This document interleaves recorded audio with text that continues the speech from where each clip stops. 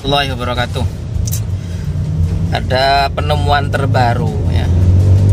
Semenjak saya nanya dan beberapa alasan kenapa saya mengomentari ini. Yang pertama, kejadian di Nganjuk, ada orang yang positif COVID, kemudian pagar rumahnya digembok oleh warga. Jadi seakan-akan positif COVID itu sesuatu yang harus dijauhkan, padahal tidak. Suatu saat positif COVID itu menjadi kebutuhan warga Indonesia. Suatu saat loh ya.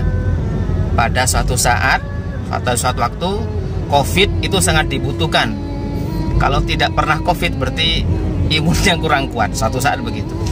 Jadi kesimpulan saya dari berbagai tanya wawancara sama keluarga, ternyata warga di kampung saya, nggak perlu saya sebutkan kampungnya, itu ternyata sudah banyak yang positif sebenarnya. Cuman kan nggak berani di swab. Memang nggak berani di swab dan memang alatnya belum banyak ya, tidak mau di swab.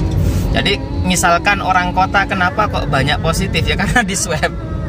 Sedangkan di kampung-kampung kok nggak ada yang positif karena nggak di swab sama sekali. Coba kalau di swab, kemungkinan di kampung-kampung itu lebih banyak positifnya daripada yang ada di kota. Nah ini wawancara dari keluarga, ternyata istrinya positif, tidak bisa mencium bau apa-apa, minyak harum, bahkan kotoran ya, ini tidak tercium sama sekali. Bahkan makanan rasa apapun nggak terasa sama sekali. Ada yang 3 hari ya, sedangkan suaminya ya, keluarganya, anaknya biasa ngobrol, biasa nyentuh itu, tapi nggak tertular sama sekali ya. Ada yang sampai 10 hari, ada yang sampai 15 hari. Artinya ternyata di kampung itu banyak yang punya gejala positif COVID-19, itu jelas ya. Kemudian dari berjalannya waktu, COVID itu dengan sendirinya hilang seperti flu-flu biasa. Saya kenapa kok mengomentari seperti ini, karena banyak orang masih takut dengan yang namanya COVID ya, masih takut. Padahal itu menjadi kebutuhan suatu saat. Prediksi saya menjadi satu kebutuhan, karena kalau tidak kena itu seperti cacar itu ya, harus kena, harus merata. Ketika sudah imunnya sudah kuat, nanti seperti flu biasa ya.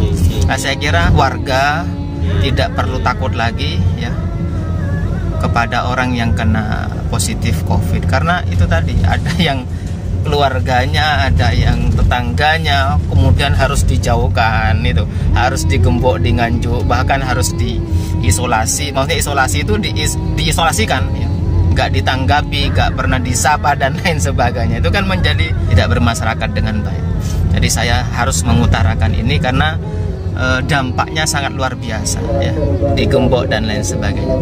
Itu prediksi saya, kemungkinan COVID itu menjadi suatu kebutuhan, karena itu menjadi penyakit virus yang seperti flu-flu biasa.